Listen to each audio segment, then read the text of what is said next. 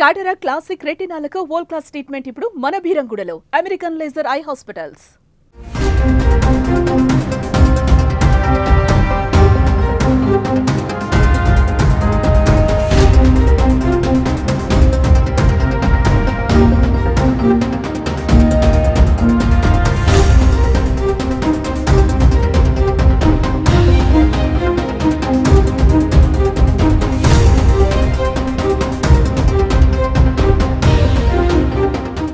Yes, breaking news. తమిళనాడులోని TVK Tamizhaga Vettri Kazhagam పేరుతో hero Thalapathy Vijay పెట్టినటువంటి పార్టీకి సంబంధించినటువంటి ఒక బహిరంగ సభ, రోడ్ షో, కార్నర్ మీటింగ్ ఏర్పాటు చేశారు.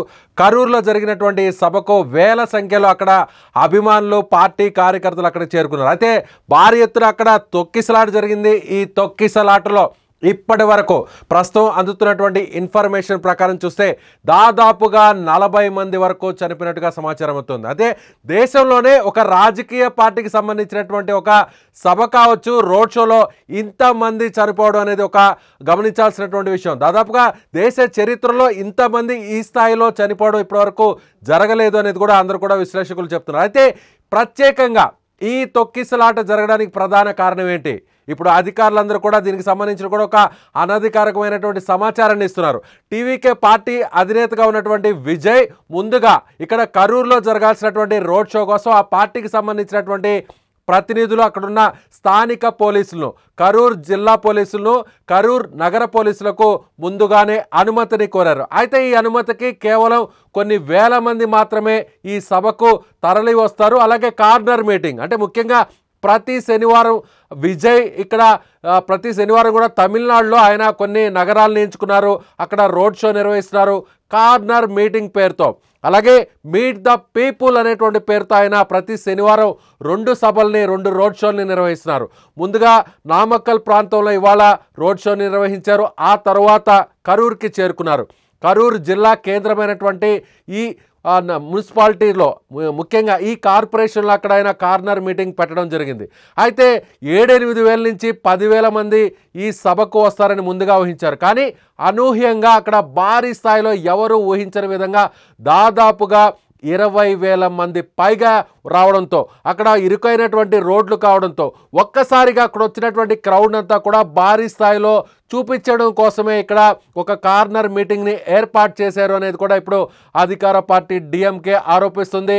సో అక్కడ కార్నర్ మీటింగ్ని ఏర్పాటు చేయడానికి గల కారణాలు కూడా అక్కడ విశ్లేషిస్తున్నారు. ముఖ్యంగా ఇప్పటికే టీవీకే పార్టీ అధినేత విజయ్ నేరుగా అక్కడ అధికారంలో ఉన్నటువంటి డిఎంకే పార్టీని ఆయన టార్గెట్ చేస్తూ వస్తున్నారు. సో ఇప్పుడు ఈ ఘటన జరగడం, దాదాపుగా 40 మంది చనిపోవడం, 40 మందిలో కూడా చిన్నపిల్లలు ఉన్నారు. దాదాపుగా 6 మంది చిన్నపిల్లలు ఇక్కడ ఈ తొక్కిసలాట్లో చనిపోవడం జరిగింది. అదేవిధంగా మహిళలు కూడా ఈ తొక్కిసలాట్లో చనిపోయినట్టుగా తెలుస్తుంది. సో ఇప్పటికే కరూరుకు సంబంధించినటువంటి హాస్పిటల్లో మరో 50 మంది తీవ్రంగా గాయపడి అక్కడ చికిత్స పొందుతున్నటువంటి పరిస్థితి. అయితే ఇంకా కూడా ఈ తొక్కిసలాటలో మృతుల సంఖ్య పెరిగే అవకాశం ఉందనేది కూడా అక్కడ మనకు అందుతున్నటువంటి సమాచారం. మొదట 15 మంది చనిపోయారు, ఆ తర్వాత 26 మంది చనిపోయారు, ఇప్పుడు 36 మంది, ఇప్పుడు 36 దాటి ఈ సంఖ్య మరింత పెరిగి ఇప్పుడు 40కి చేరుకుంది.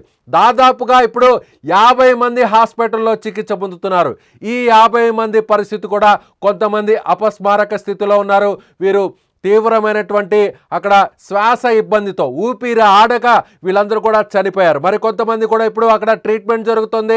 వెంటనే అక్కడ ఉన్నటువంటి ముఖ్యమంత్రి స్టాలిన్ కూడా వెంటనే రెస్పాండ్ అయ్యారు. అక్కడ ఉన్నటువంటి స్థానిక మంత్రులు ఎవరైతే ఉన్నారో ఆ మంత్రుల్ని కూడా వెంటనే ఘటనా స్థలానికి వెళ్ళాలి, అక్కడ గాయపడినటువంటి వారందరూ కూడా మెరుగైనటువంటి చికిత్సను అందించాలి, యుద్ధ ప్రాతిపదికన ట్రీట్మెంట్ అందించాలని కూడా ఆయన ట్వీట్ చేశారు కొద్దిసేపటి కిందట. అలాగే 2 మంత్రులు ఎవరైతే ఉన్నారో సెంథిల్ బాలాజీ స్థానిక మంత్రి, అదేవిధంగా సుబ్రహ్మణ్యం మాని, ఈ 2 మంత్రులు కూడా అక్కడ వెంటనే అక్కడ స్పాట్కి చేరుకోవాలని, మెరుగైనటువంటి వైద్యాన్ని అందించాలని ఆయన ఆదేశించారు. అదేవిధంగా పక్కనే ఉన్నటువంటి తిరుచి జిల్లాకు సంబంధించినటువంటి మరో మంత్రి అంగుల్ మహేష్ను కూడా ఘటనా స్థలానికి వెళ్ళాలి అనేటువంటి ఆదేశాలు జారీ చేశారు. సో ఒక రకంగా చెప్పాలంటే తమిళనాడులో మరికొన్ని నెలల్లో అక్కడ అసెంబ్లీ ఎన్నికలు జరగబోతున్నాయి. అక్కడ స్టాలిన్ ప్రభుత్వం అధికారంలో ఉంది. అన్నా డిఎంకే ఇప్పటివరకు ప్రతిపక్ష పార్టీగా ఉంది. అయితే ఇప్పుడు అనూహ్యంగా కొన్ని నెలల కిందట తలపతి విజయ్ తమిళనాడులోని ఒక సంచలనమైనటువంటి హీరోగా, ఒక మాస్ హీరోగా, ఒక భారీగా లక్షల సంఖ్యలో అభిమానులు ఉన్నటువంటి ఒక క్రేజీ హీరోగా పేరున్నటువంటి విజయ్ ఇటీవలే ఒక రాజకీయ పార్టీని, స్థానిక రాజకీయ పార్టీని ఆయన ఏర్పాటు చేయడం జరిగింది. ఆ తర్వాత పార్టీని అనౌన్స్ చేసిన తర్వాత డిఎంకే పార్టీకి వ్యతిరేకంగా తన పార్టీకి అంతా కూడా కార్యాచరణ రూపొందించుకుందని కూడా ఆయన చెప్పడం జరిగింది.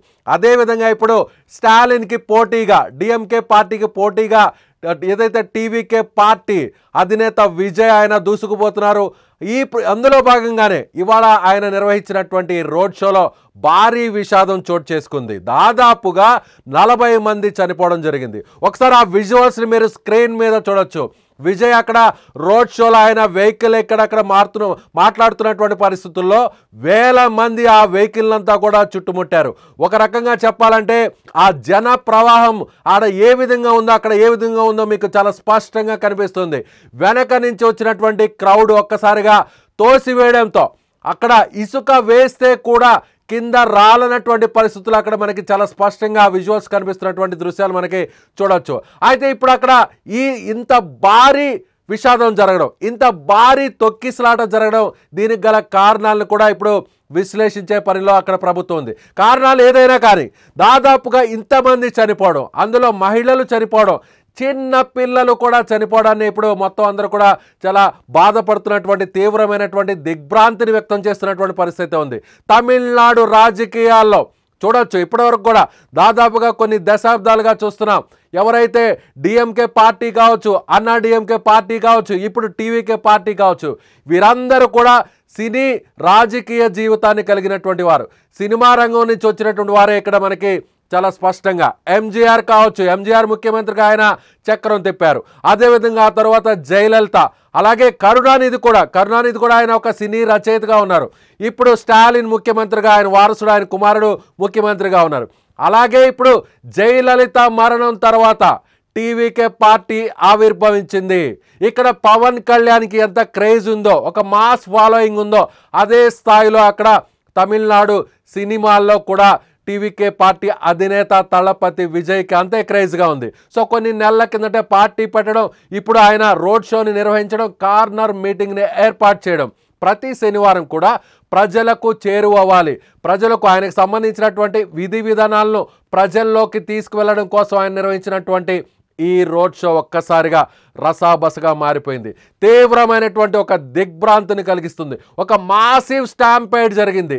దేశంలోనే ఎవ్వరూ ఎక్కడా జరిగినటువంటి రాజకీయ ఒక చిన్న మీటింగ్లో, ఒక రోడ్ షోలో ఇంతమంది చనిపోవడం అనేది ఒక అరుదైనటువంటి ఘటనగా చెప్పవచ్చు. సో ఇప్పుడు దీనికి కారణం ముందుగా అందరూ కూడా 10,000 మంది మాత్రమే ఈ సభకు వస్తారని అంచనా వేశారు.